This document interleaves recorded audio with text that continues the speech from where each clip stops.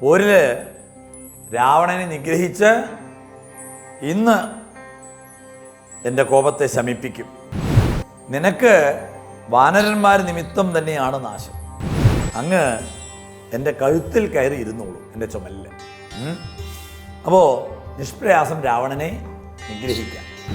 തേരാളികളെ കൂടി മരിച്ചു വീഴുന്നത് കണ്ടപ്പോൾ രാവണൻ ശരിക്കും തകർന്നു. രാഘവാസ്ത്രം തുടരെ തുടർന്നുണ്ടെന്നൊരാകുലം കൊണ്ട് തിരിഞ്ഞു നോക്കി തുലോം ദേവധൂഗാത്രനായി മന്ദിരം പ്രാപിച്ചു. മൂഢന്മാരുടെ ഉപദേശങ്ങൾ കേട്ടാൽ അത് നാടിന് ശാപമാണ്, നാശമാണ്. ആപദാമപഹർത്താരം ദാതാരം സർവസമ്പദാം ലോകാഭിരാമം ശ്രീരാമം ഭൂയോ ഭൂയോ നമാമ്യഹം. ആത്മാരാമം.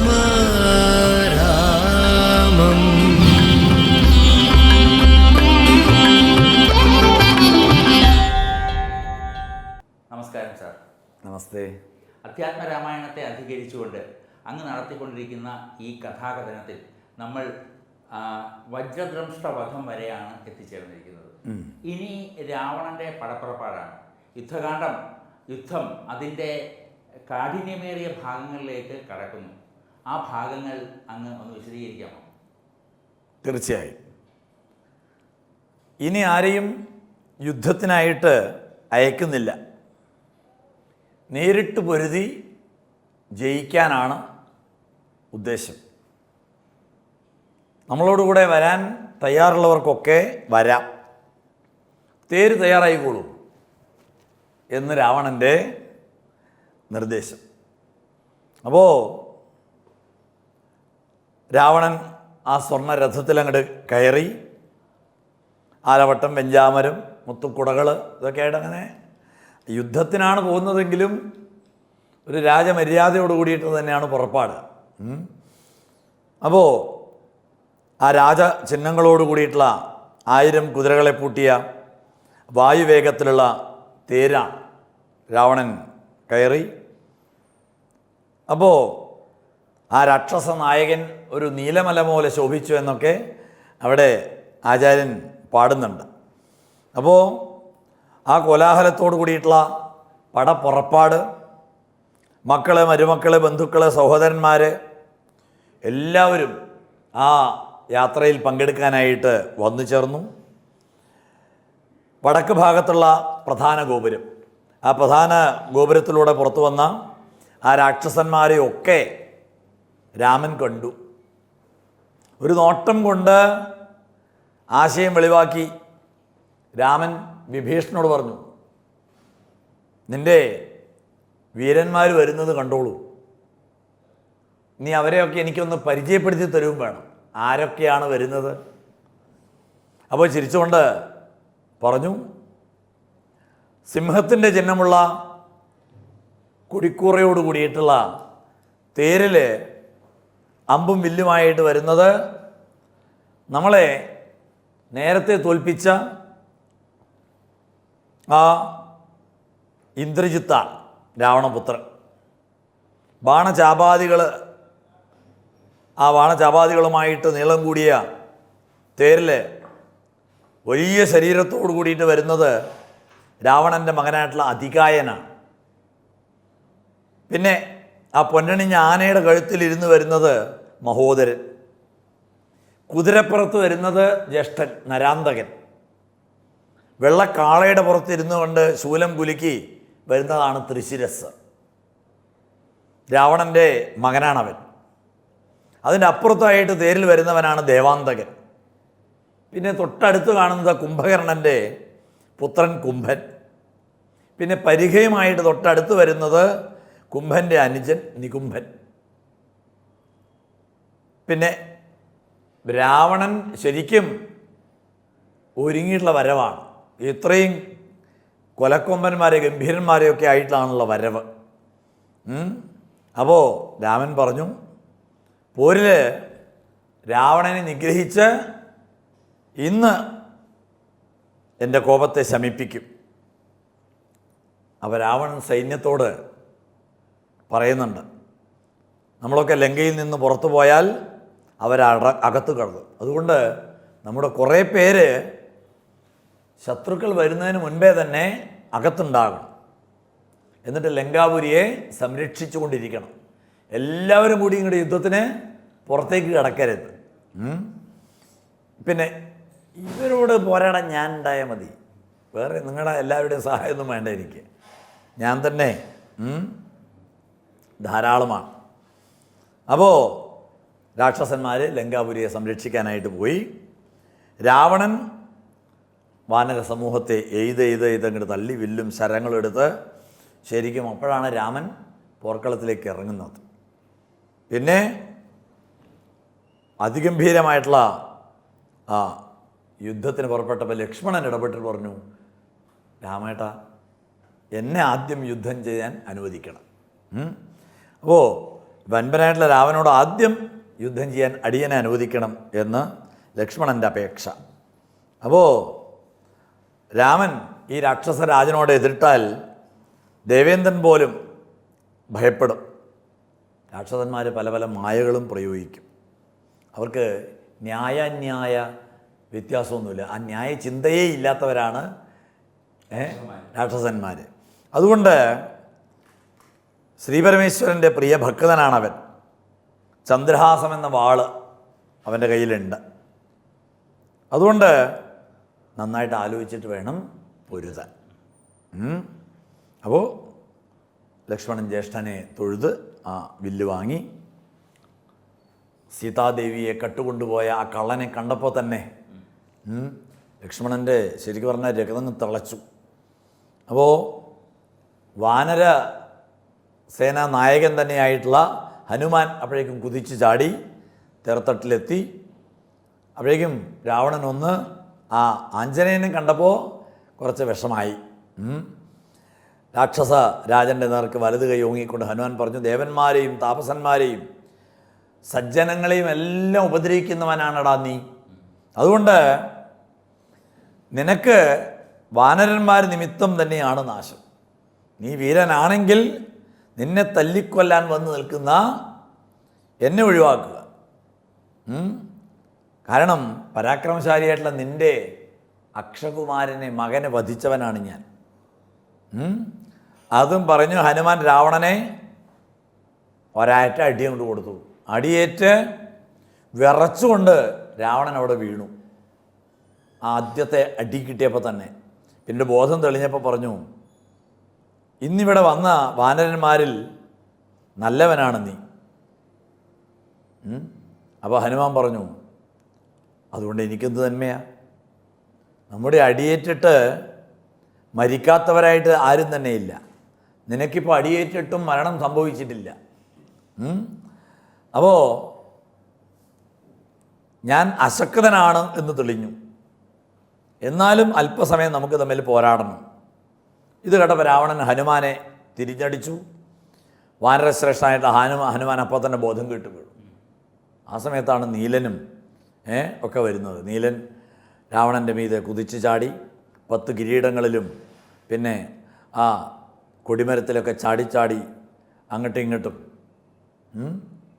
അപ്പോൾ അത് കണ്ടപ്പോൾ നാരദ മഹർഷി ആകാശത്തിൽ ദേവഗണങ്ങളെല്ലാവരും യുദ്ധം കാണാൻ വന്നിരിക്കുകയാണ്. അപ്പോൾ നാരദരുടെ പാട്ട്, നാരദരങ്ങനെ ആ ഗാനം ഗംഭീരമായിട്ടുള്ള ആ പാട്ടങ്ങോട്ട് തുടങ്ങി എന്നും അവിടെ പറഞ്ഞു. പാടിത്തുടങ്ങിനാൻ നാരദനും തഥാ പാവകാസ്ത്രം കൊണ്ട് പാവകപുത്രനെ രാവണനെയ്തുടൻ തള്ളിവിട്ടിടിനാൻ. അപ്പോൾ അഗ്നിപുത്രനായിട്ടുള്ള നീലൻ്റെ നേർക്ക് രാവണൻ അഗ്നേയാസ്ത്രമാണ് പ്രയോഗിച്ചത്, പാവകൻ. അപ്പോൾ അഗ്നേയാസ്ത്രം പ്രയോഗിച്ചപ്പോൾ തന്നെ ലക്ഷ്മണൻ രാവണനെ തടഞ്ഞു. പരസ്പരം അതിഗംഭീരമായിട്ടുള്ള ആ യുദ്ധത്തിൽ ബാണങ്ങളെ കൊണ്ട് പോർക്കളം കാണാതെയായി എന്നാണ്. അത്രമാത്രം അതിഗംഭീരമായിട്ടുള്ള യുദ്ധം. ലക്ഷ്മണൻ ശരം പ്രയോഗിച്ചു, രാവണൻ വില്ല് മുറിച്ച് കളഞ്ഞു. പിന്നെ മയിൽ നിന്ന് ലഭിച്ച വേല് ലക്ഷ്മണൻ്റെ മാറിലേക്ക്, ആ വേല് തറച്ച് ലക്ഷ്മണൻ അവിടെ വീണു. രാവണൻ ഓടിയെത്തി ലക്ഷ്മണകുമാരനെ എടുത്തുകൊണ്ട് പോകാനൊരുങ്ങി, പൊക്കിയെടുത്തുകൊണ്ട്. പക്ഷേ പണ്ട് കൈലാസപർവ്വതം എടുത്ത് അമ്മാനമാടിയ രാവണന് ലക്ഷ്മണൻ്റെ ആ ശരീരം ഒന്ന് ഇളക്കാൻ പോലും പറ്റിയില്ല. പറ്റിയില്ല. അപ്പോൾ രാമൻ്റെ ഗൗരവം ഓർത്ത് രാവണന് ശരിക്കും സ്വന്തം ആ എളിമ ബുദ്ധിയായി. ഹനുമാൻ ഓടി അടുത്ത് ചെന്ന് രാവണനെ അടിച്ചു. രക്തം ഛർദ്ദിച്ച് ആ തേരിൽ തന്നെ വീണു രാവണൻ. പിന്നെ ഹനുമാൻ ലക്ഷ്മണനെ പൂ പോലെ എടുത്ത് രാമദേവൻ്റെ മുന്നിൽ കിടത്തി നമസ്കരിച്ചു. രാവണൻ പ്രയോഗിച്ച ആ വേല് ലക്ഷ്മണൻ്റെ മാറൽ, ആ ലക്ഷ്മണൻ്റെ മാറിൽ നിന്ന് വേർപെട്ട് തിരിച്ച് രാവണൻ്റെ പക്കൽ തന്നെ ആവനാഴിയിൽ തന്നെ തിരിച്ചെത്തി. അപ്പോൾ രാവണനോട് നേരിട്ട് യുദ്ധം തുടങ്ങി. കാരണം ലക്ഷ്മണനാണല്ലോ പുറപ്പെട്ടത്. ലക്ഷ്മണൻ വീണു. അപ്പോൾ ഹനുമാൻ ഭഗവാനെ നമസ്കരിച്ചിട്ട് പറഞ്ഞു, രാവണനോട് പോരാടാൻ അങ്ങ് എൻ്റെ കഴുത്തിൽ കയറി ഇരുന്നോളൂ, എൻ്റെ ചുമലിൽ. അപ്പോൾ നിഷ്പ്രയാസം രാവണനെ നിഗ്രഹിക്കാം. അപ്പോൾ രാമൻ മാരുതിയുടെ തോളിൽ കയറിയിരുന്നു. തോളിൽ കയറി ഇരുന്നു കൊണ്ടാണ് പിന്നെ രാവണനോട് യുദ്ധം. നിന്നെ കുറച്ചുകൂടെ അടുത്ത് കാണണം എന്ന് ഞാനിങ്ങനെ ആഗ്രഹിച്ചിരിക്കുകയായിരുന്നു. ഇപ്പോൾ അവസരം ലഭിച്ചു. ഇനി നിൻ്റെ കൂടെയുള്ളവരെയൊക്കെ നിഗ്രഹിച്ചിട്ട് ഞാൻ ഈ ത്രിലോകങ്ങൾ രക്ഷിക്കും. എൻ്റെ മുന്നിൽ നീ ഒരര നിമിഷം നിന്നാൽ മതി, ഞാൻ നിന്നെ നിഗ്രഹിക്കും. തുടരെ അതിഘോരമായിട്ടുള്ള ശസ്ത്രാസ്ത്രങ്ങൾ ഗംഭീരമായിട്ട് വീണ്ടും വീണ്ടും ബാണമെടുക്കുന്നു, തൊടുക്കുന്നു. എത്ര തൊടുത്തിട്ടും രാവണനെ നിഗ്രഹിക്കാൻ പറ്റുന്നില്ല. രാവണൻ്റെ ആ ബാണമേറ്റിട്ട് രാവണൻ ഇങ്ങനെ പരവശനാവുന്നേ ഉള്ളൂ. രാക്ഷസരാജൻ്റെ കയ്യിലുണ്ടായിരുന്ന വില്ല് അപ്പോഴേക്കും നിലം പതിച്ചു. രാവണന് ബലക്ഷയമുണ്ടായതുകൊണ്ട് രാമദേവൻ ഉടനെ തന്നെ ശരങ്ങൾ പ്രയോഗിച്ച രാക്ഷസൻ്റെ ആ തേരും കുടയും കൊടിയും കിരീടങ്ങളും എല്ലാം തകർത്തു. കുതിരകളെയും കൊന്നു. സ്വന്തം തേരാളികളെ കൂടി മരിച്ചു വീഴുന്നത് കണ്ടപ്പോൾ രാവണൻ ശരിക്കും തകർന്നു. രാമൻ രാവണനോട് പറഞ്ഞു, നിനക്ക് വളരെ മനപ്രയാസമുണ്ട്, പേടിക്കൊന്നും വേണ്ട, ഞാൻ നിന്നെ ഇന്ന് കൊല്ലുന്നില്ല, നീ തിരിച്ചു പോക്കോളൂ. ലങ്കയിൽ പോയി വിശ്രമിച്ചിട്ട് ആയുധങ്ങളും വാഹനങ്ങളും എല്ലാം ഒരുക്കി നാളെ യുദ്ധത്തിന് വന്നാണ്. അപ്പോൾ രാവണൻ ജീവനും കൊണ്ടോടി. ആ രാമബാണം പിന്നാലെ വരുന്നുണ്ടോ എന്ന് പിന്തിരിഞ്ഞു നോക്കിക്കൊണ്ട് നാണ്. രാഘവാസ്ത്രം തുടർന്നുണ്ടെന്നൊരാകുലം കൊണ്ട് തിരിഞ്ഞു നോക്കിത്തുലോം വേപധൂഗാത്രനായി മന്ദിരം പ്രാപിച്ചു താപമുണ്ടായതു ചിന്തിച്ചു മേവിനാൻ എന്ന് തിരിഞ്ഞുപോയി. അപ്പോൾ പിന്നീട് ലക്ഷ്മണനെയും സുഗ്രീവനെയും ആ രാവണൻ്റെ ബാണങ്ങളേറ്റ് മുറിവ് പറ്റിയ നീലൻ മുതലായിട്ടുള്ള വാനന്മാരെയൊക്കെ സിദ്ധ ഔഷധങ്ങളൊക്കെ നൽകി ആശ്വസിപ്പിച്ച് പിന്നെ അവിടെ സുഖമായിട്ട് കഴിഞ്ഞു. അപ്പോൾ രാക്ഷസരാജൻ തൻ്റെ ഭൃത്യജനങ്ങളോട് ഉണ്ടായ കാര്യങ്ങളൊക്കെ പറഞ്ഞു. നമ്മുടെ കരുത്തും വീര്യവും പ്രശസ്തിയും ഒക്കെ തീർന്നു, പുണ്യമെല്ലാം ഒടുങ്ങി, കഷ്ടകാലം വന്നു എന്നുറപ്പാണ്. ബ്രഹ്മദേവൻ, അനാരണ്യൻ എന്ന രാജാവ്, വേദവതി, നന്ദികേശ്വരൻ, രംഭ, ഇങ്ങനെയുള്ളതായ എത്രയോ പേര്, അങ്ങനെ വ്രതനിഷ്ഠ പതിവ്രതമാർ, ഇവരുടെ എത്രയോ പേര്, അവരുടെയൊക്കെ ആ തപശക്തിയോട് കൂടിയിട്ട് അവരൊക്കെ പറഞ്ഞ ശാപവാക്കുകൾ പല സന്ദർഭത്തിലായിട്ട് രാവണന് കേൾക്കേണ്ടി വന്നതാണ്. അപ്പോൾ ഈ പറഞ്ഞ ആൾക്കാരെല്ലാം രാവണൻ ഉപദ്രവിച്ചതാണ്. നീണ്ടൊരു ലിസ്റ്റാണത്, ഒരുപാട് പേരുണ്ട്. അത് പക്ഷെ രാവണൻ ഓർക്കുന്നുണ്ടതല്ല, അതാണ് പറഞ്ഞത്. പിന്നെ വേദവതി, നന്ദികേശ്വരൻ, രംഭ, നളകൂപരന്മാർ, ഇന്ദ്രാദി ദേവകൾ, അഗസ്ത്യൻ മുതലായിട്ടുള്ള മഹർഷീശ്വരന്മാർ, ഈശപത്നിയായിട്ടുള്ള പാർവതീദേവി, വ്രതനിഷ്ഠയുള്ള പതിവ്രതമാർ, ഇവരെല്ലാം പറഞ്ഞിട്ടുള്ള ശാപവാക്കുകൾ അത് ഫലിച്ചു തുടങ്ങി. ആലോചിച്ച് നോക്കൂ, ഇനി നമുക്ക് വിജയം നേടാൻ ഇനി എന്താണ് ഉപായം? നിങ്ങളെല്ലാവരും എത്രയും പെട്ടെന്ന് പോയി ആ പരമേശ്വരന് തുല്യനായിരിക്കുന്ന കുംഭകർണനെ ഉണർത്തണം. മുൻപൊക്കെ ഉറങ്ങിക്കഴിഞ്ഞാൽ 6 മാസം കഴിഞ്ഞേ അവൻ ഉണരുള്ളൂ. ഇപ്പോൾ ഉറങ്ങിയിട്ട് 9 ദിവസമേ ആയിട്ടുള്ളൂ.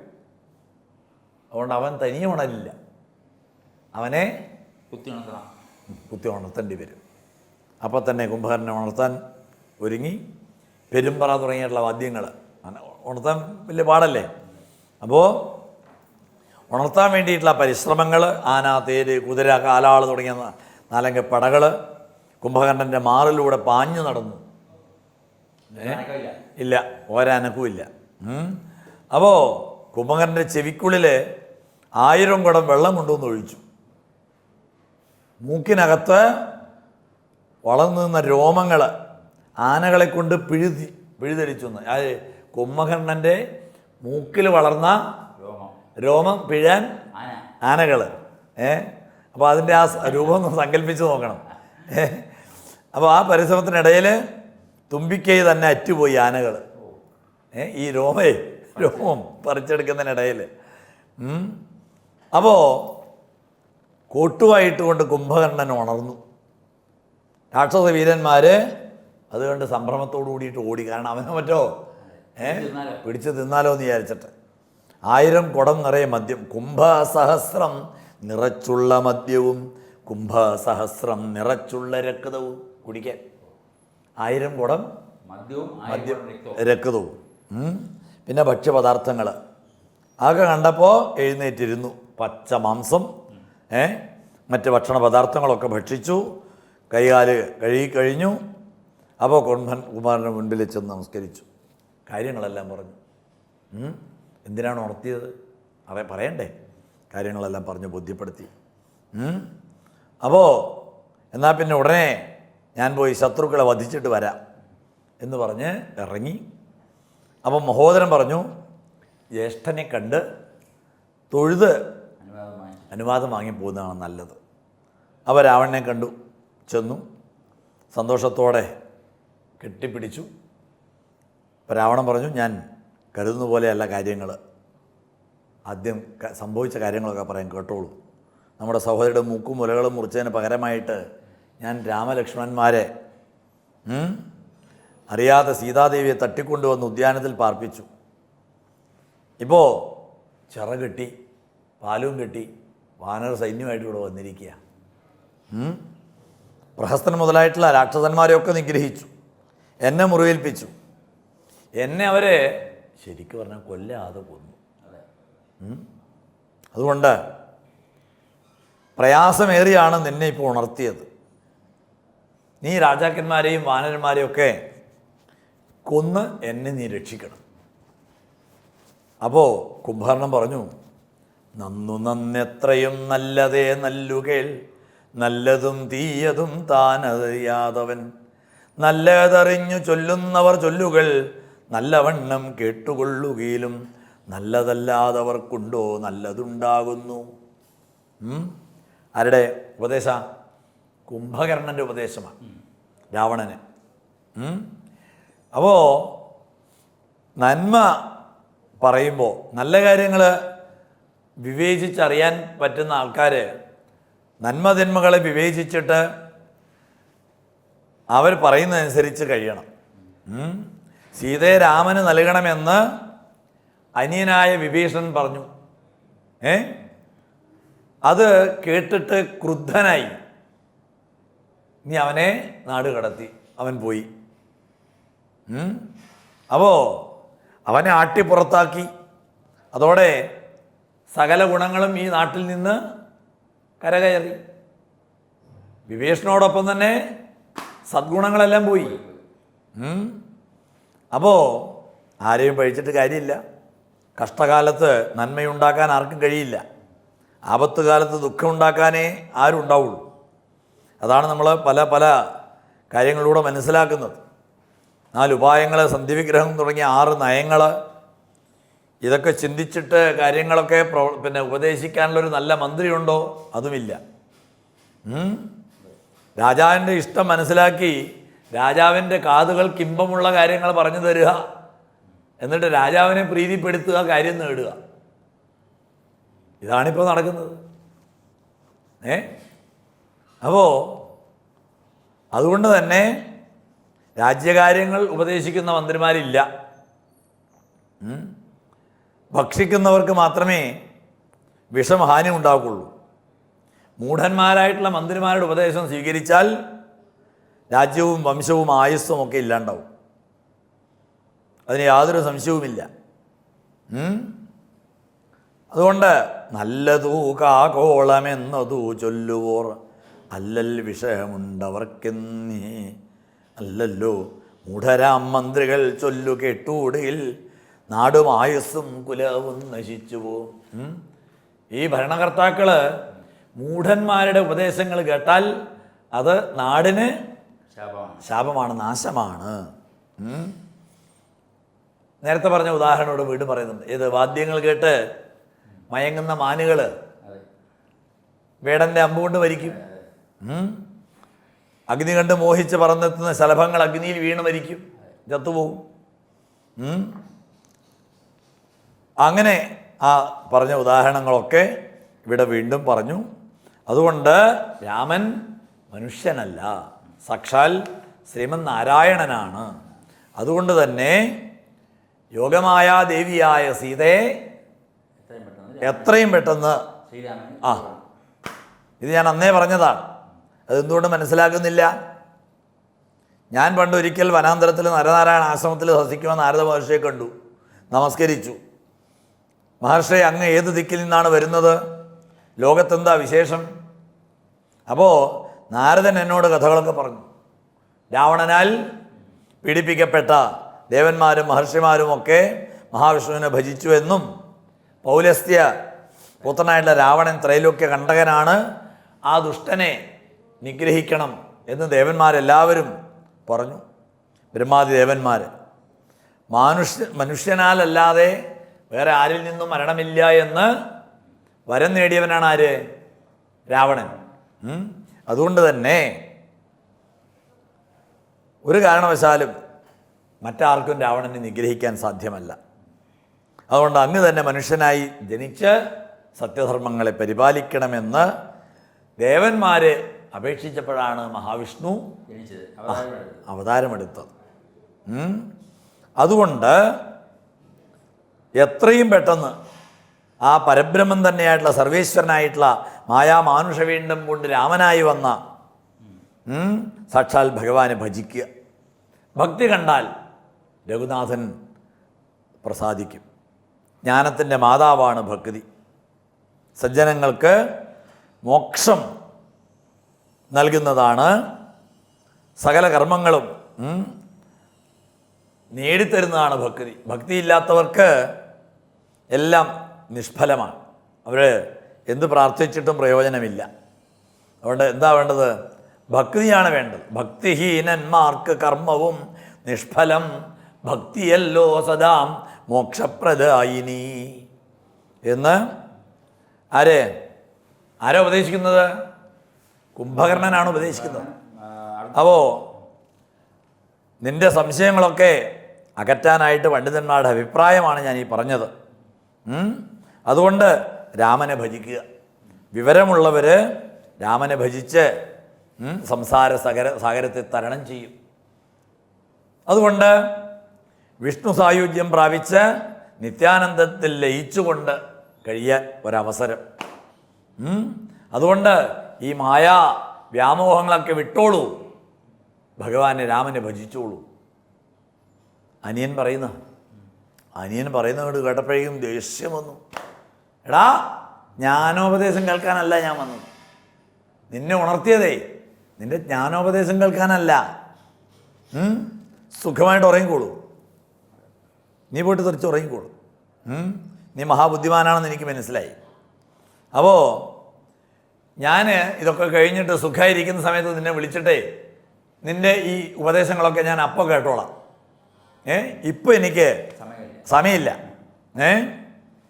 അല്ല, നിനക്ക് സാധിക്കുമെങ്കിൽ പോയിട്ട് ആ യുദ്ധം ചെയ്ത് രാമാദികളെ വധിച്ചിട്ട് വരൂ. അപ്പോൾ കുംഭകർണൻ അപ്പം തന്നെ രാമശരമേറ്റ് യുദ്ധത്തിൽ മരിക്കാനിട വന്നാൽ മോക്ഷമല്ലേ? അതുകൊണ്ട് നേരെ ആ കോട്ടവാതിലും കടന്ന് ഒരു ശൂലുണ്ട്, 1000 ഭാരം എന്നാണ്. 1000 ഭാരം അത്രയും ഉള്ള ശൂലവുമായിട്ട് നേരെ വാനര സൈന്യത്തിലേക്കും കടന്നു. വാനരന്മാരൊക്കെ നെട്ടോട്ടം ഓടാൻ തുടങ്ങി.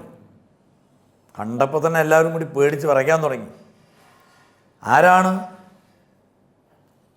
ഈ പർവ്വതാകാരനായിരിക്കുന്ന ഈ ഇതിന് ആരാ ചോദിച്ചു. രാമൻ ചോദിച്ചു വിഭീഷണനോട്. അപ്പോൾ പറഞ്ഞു കുംഭകർണനാണ്, എൻ്റെ ജ്യേഷ്ഠൻ. കരുത്തനുമാണ്, ബുദ്ധിമാനുമാണ്, നിദ്രോപാസകനാണ്, ദേവകുലത്തിൻ്റെ കാലനാണ്. ഇവനെ എതിരിട്ട് തോൽപ്പിക്കാൻ ആർക്കും സാധ്യമല്ല. അപ്പോൾ വിഭീഷണൻ നേരത്തെ ചെന്നു. ആരുടെ? കുംഭകർണൻ്റെ മുന്നിൽ ചെന്നിട്ട് പറഞ്ഞു, അങ്ങയുടെ ഭക്തനായിട്ടുള്ള അനിയൻ വിഭീഷണനാണ് ഞാൻ, എന്നെ അനുഗ്രഹിക്കണം, സീതയെ രാമന് കൊടുക്കണമെന്ന് ഞാൻ ആദരവോടെ അപേക്ഷിച്ചതാണ്.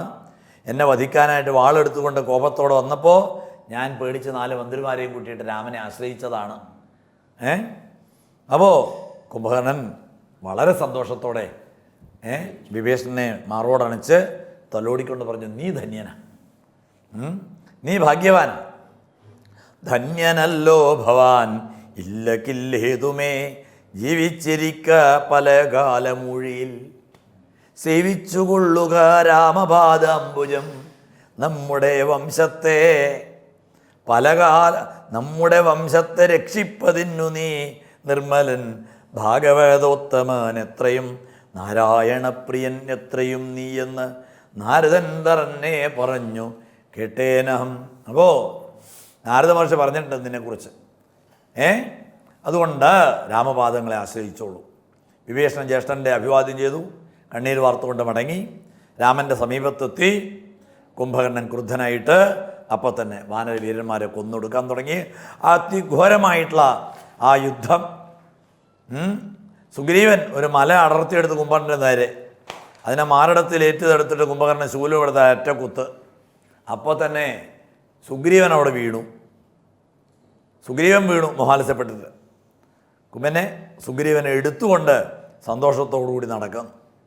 അങ്ങനെ പോരിൽ ജയിച്ച കുംഭകർണൻ, പോരിൽ ജയിച്ച ആ കുംഭകർണൻ സുഗ്രീവനെയും എടുത്തുകൊണ്ട് പോകുന്ന സമയത്ത് രാക്ഷസ നാര്യമാരൊക്കെ ആ മാളിക മുകളിലൊക്കെ ഇരുന്ന് കാണുന്നുണ്ട്. അപ്പോൾ പലതരത്തിലും ആ മാലകളും പുഷ്പവൃഷ്ടിയും ഒക്കെ നടത്തുന്നുണ്ട് കുംഭകർണൻ്റെ. അപ്പോൾ സുഗ്രീവൻ എന്ത് ചെയ്തു? ബോധം വീണു. അപ്പോൾ സുഗ്രീവന് ബോധം വീണപ്പോൾ ചാടി എഴുന്നേറ്റ് കുംഭകർണൻ്റെ മൂക്കും ചെവിയും ഒക്കെ കീറിപ്പറിച്ച് പലതരത്തിൽ ഉപദ്രവിക്കാൻ തുടങ്ങി. അപ്പോൾ ക്രോധവും ശരിക്കും മാനഹാനിയും ഭീതിയും ഒക്കെ ഉണ്ട്. ആ കുംഭകർണനെ കണ്ടപ്പോൾ ലക്ഷ്മണൻ യുദ്ധസന്നദ്ധന് മുന്നോട്ട് വന്നു. ശരിക്കും ഗംഭീരമായിട്ട് അങ്ങോട്ട് ബാണം പ്രയോഗിച്ചു, പലതരത്തിലും ബാണം. അങ്ങനെ ലക്ഷോപലക്ഷം വാരന്മാർ ഒരുമിച്ച് പിടിച്ചെടുത്ത് കുംഭകർണൻ ഈ വറുത്തുപ്പേരി കഴിക്കുന്ന പോലെ കഴിക്കുക. ഏത്? വാനരന്മാരെ തിന്നുക. അത് കൂട്ടം കൂട്ടായിട്ട് പിന്നെ അവരൊക്കെ വായ്ക്കുള്ളിലാക്കുമ്പോഴേക്കും അവരെ മൂക്കിലൂടെ പുറത്തേക്ക് വരും. ഏത്? വാനരന്മാരെ വായ്ക്കുള്ളിലാക്കും. അപ്പോൾ അവർ മൂക്കിലൂടെയും കാതിലൂടെയൊക്കെ പുറത്ത് ചാടും. പിന്നെ അവരെ വിഴുങ്ങും. ഇങ്ങനെ രസകരമായിട്ടുള്ള പല പല കാര്യങ്ങൾ ഇപ്പോഴേക്കും രാമനോട് എതിരിട്ടു. രാമൻ ബാണം തെരുതരെ ബാണങ്ങളങ്ങനെ പ്രയോഗിച്ചു. രാമൻ്റെ ഓരോരോ ബാണം കൊണ്ട് കാലുകൾ ഇതെല്ലാം അറുത്തങ്ങോട്ട് ഇട്ടു. കുംഭകർണൻ വീണു.